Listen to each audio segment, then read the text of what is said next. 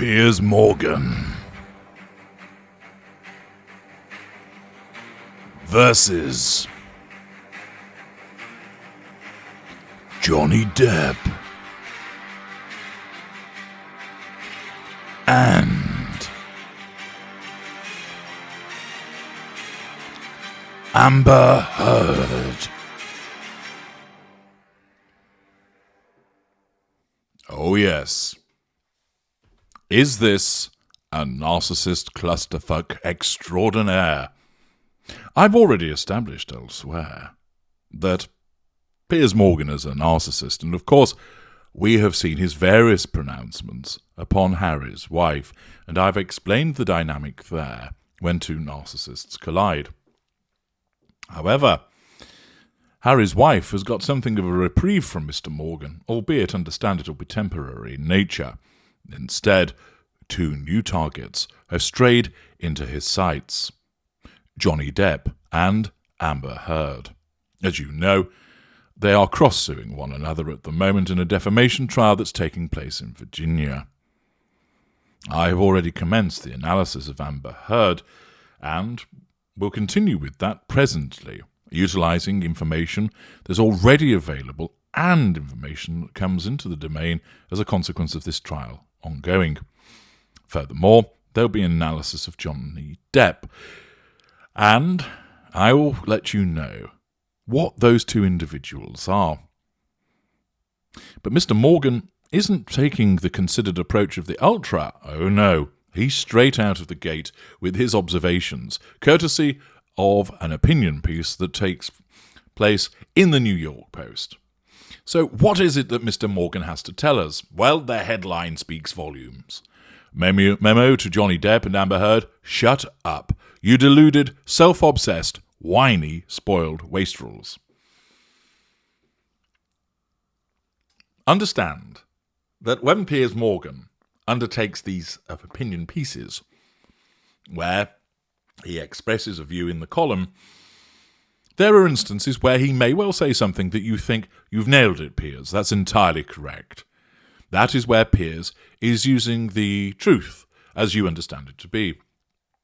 There'll be other instances where he might use something that you view as the truth, but he twists it, utilises it perhaps out of context. That's the utilisation of the half-truth.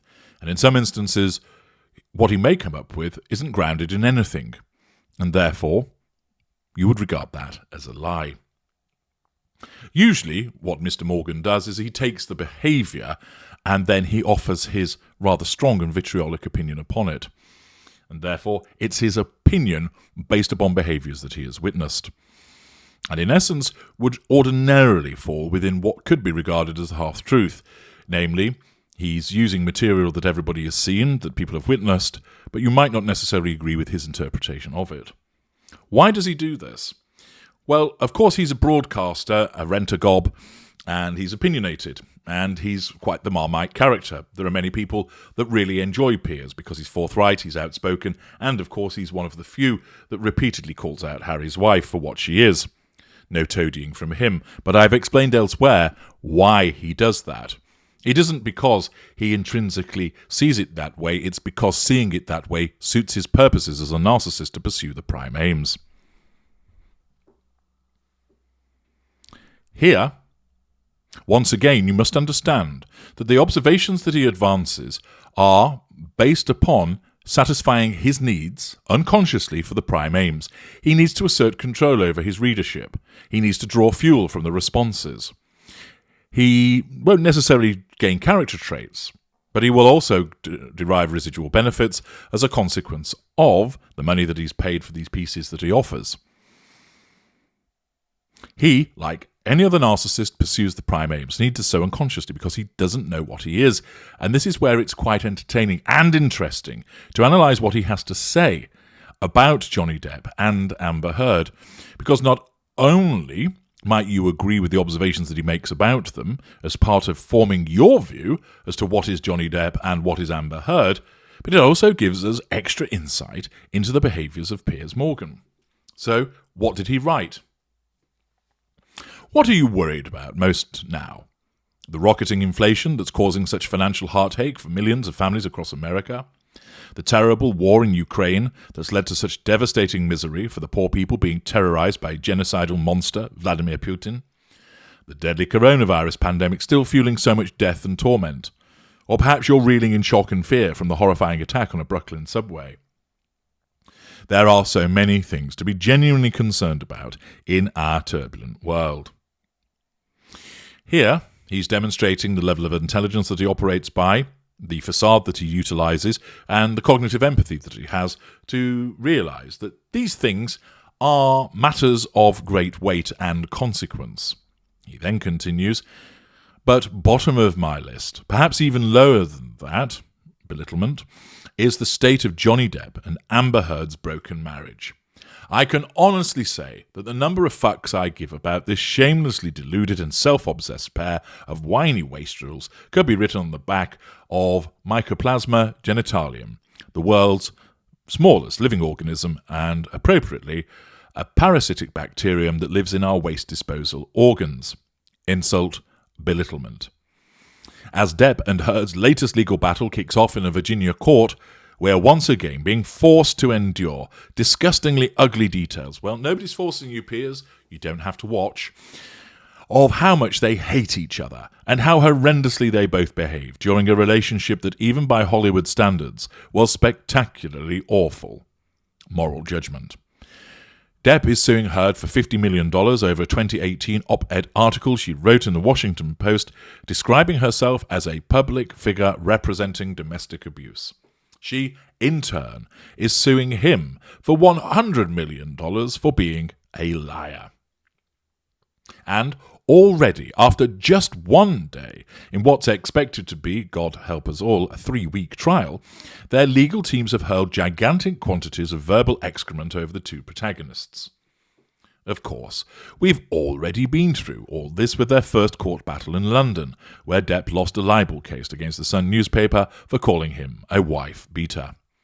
My main takeaway from that repellent orgy of relentlessly revolting mudslinging is that they're mutually dreadful and should be avoided by future romantic suitors like a gazelle avoids a pride of ravenous lions. Again, his observations about their behaviour has a ring of truth. Neither party has behaved particularly well. Of course, as you will learn from my breakdown as compared to this vitriolic, attention-seeking piece, Mr. Morgan, of course, labels them as such because his narcissism deems it appropriate to provoke the readership by attacking both of them. Also, bear in mind that his need for fuel, his need for control, means that with the world looking on at these two, Piers is stood to one side waving his arm saying, hey, don't forget about me. He feels, and of course it is his role as a broadcaster and newspaper columnist, to pass judgment upon them. But if he really finds them so odious, of course, he could just assert control by withdrawal. But instead, he won't. And he asserts control indirectly by writing about them in such terms. He doesn't approach them directly to tell them what he thinks about them. He's not at the courtroom standing outside with a poster saying, boo, Johnny Depp, odious abuser, and with a placard saying, boo, Amber Heard, Witch of the Year, abuser. No, he writes about it to assert control indirectly. He continues, the charge sheet of claims and counterclaims about their booze-sodden, drug-fueled fights featured partially severed fingers, faked or real bruises, hair-dragging, disco bloodbaths, vodka bottles thrown like grenades, phones being ripped off walls, names written in blood on mirrors, dogs dangled out of car windows, tampon applicators used to snort cocaine, accusations of affairs and threesomes with billionaires and other stars, kicking on planes and constant foul-mouthed screaming at each other. One night, Depp had a furious argument with Heard at their L.A. home after being told $750 million had disappeared from his finances, and someone, he says she says a dog, defecated on their bed. This charming vignette was arguably the low point of their shitty little marriage, though close to that were humiliating photos of a growling, drug-ravaged Depp slumped on the floor with ice cream dribbling between his legs. I could go on because there was so much more, and now we're going to hear it regurgitated all over again this month, but I just can't be bothered. Dismissiveness.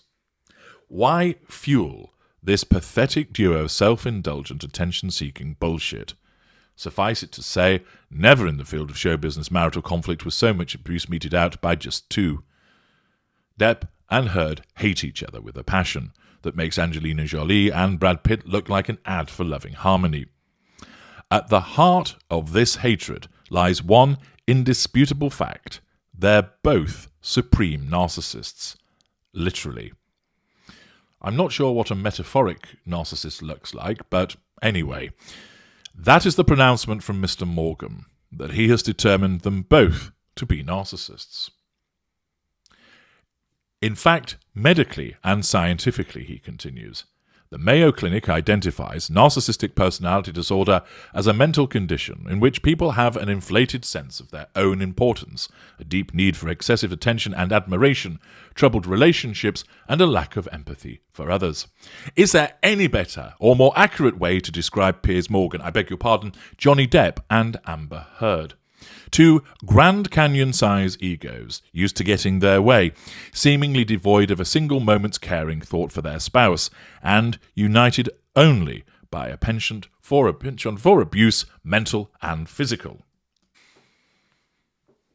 As you're listening to this, you're probably thinking, how interesting that Piers Morgan stands and calls these two narcissists, and goes to the definition provided by the Mayo Clinic as to what narcissists are. Now, of course, he may well be right.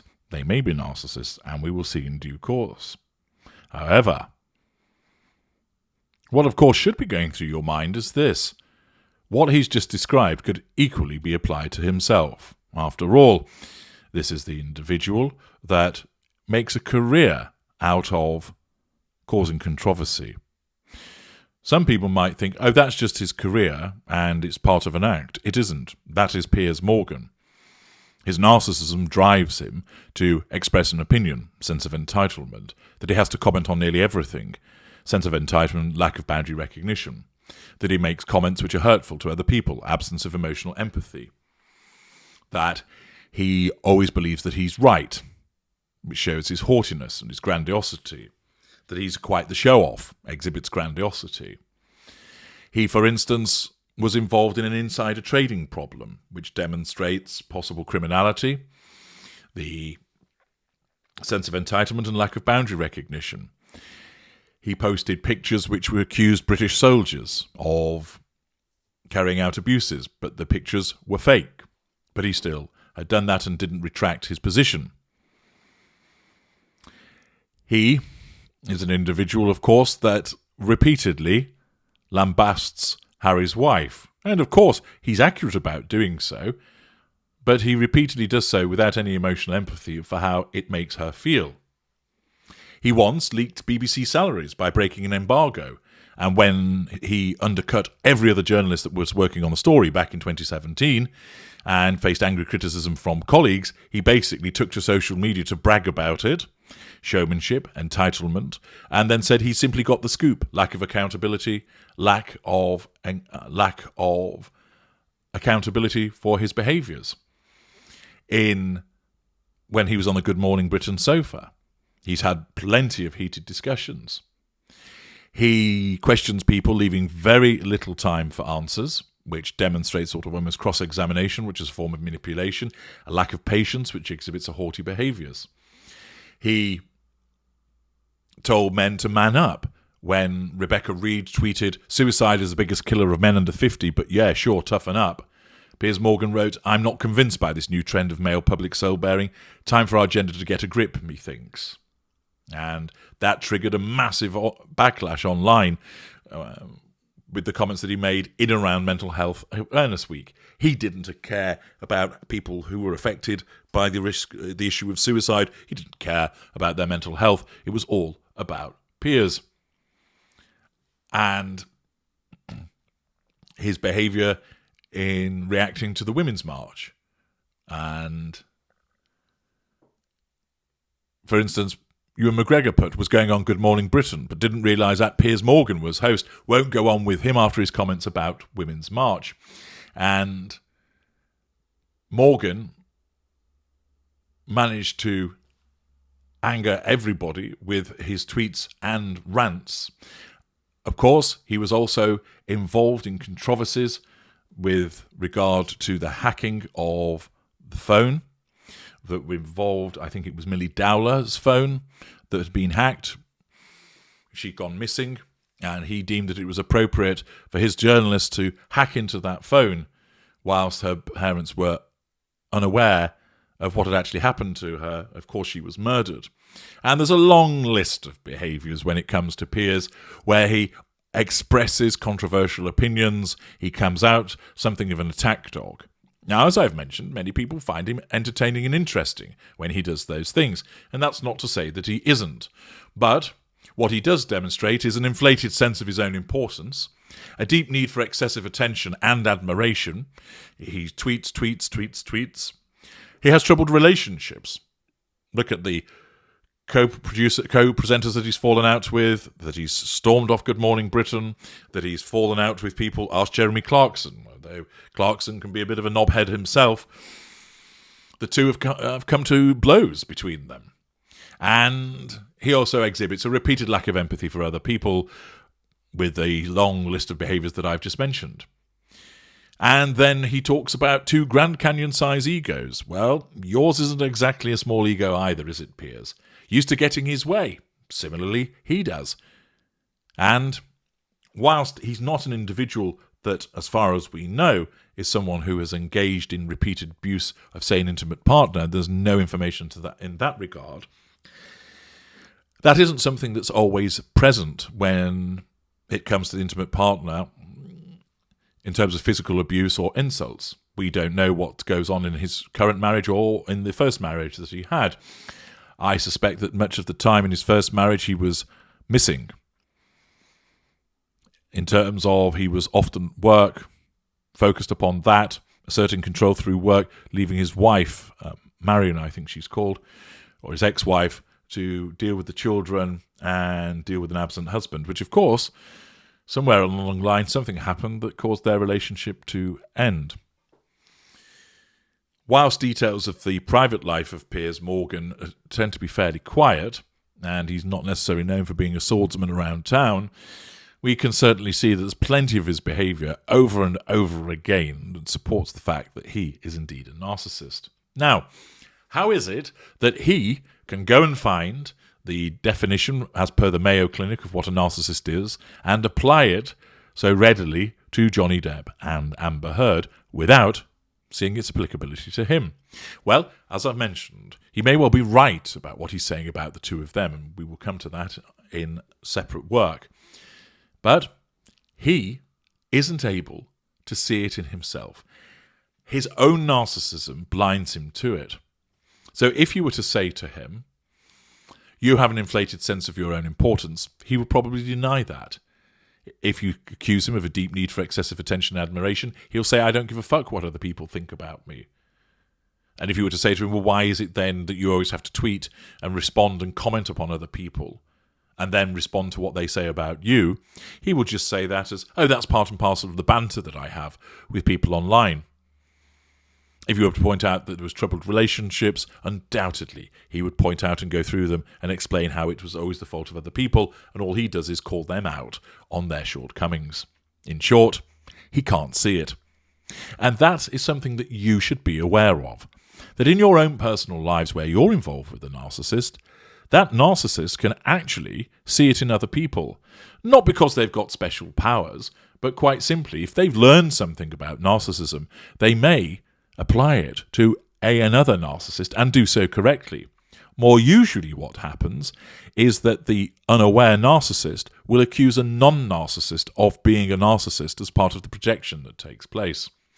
Here, there isn't an actual close dynamic between Morgan, Heard and Depp, and therefore projection is less of the manipulation that's being applied rather than just invalidation, belittlement and insult, with the smearing that's taking place as part of his indirect assertion of control over them. But it is interesting to see, and for you to understand this, that a narcissist such as Piers Morgan, a man of above average intelligence, a man who's spent quite a bit of time on the planet, a man who's considerably experienced and has dealt with many of his kind in the past, can pick out and label two other people, and it remains to be seen whether he's right or not, but he can apply that to them, but he can't see it himself. Understand, he doesn't sit there and think, I'm one too, but I'm not going to mention that because this isn't about me. He simply does not realise what he is. And turning his sights on Depp and Heard is part of that indirect assertion of control and is part of that need to draw fuel, and in so doing demonstrates how, as an unaware narcissist, he remains unaware, that he can call it out in other people but can't see that it's applicable to him. I'm H.G. Tudor. Thank you for listening.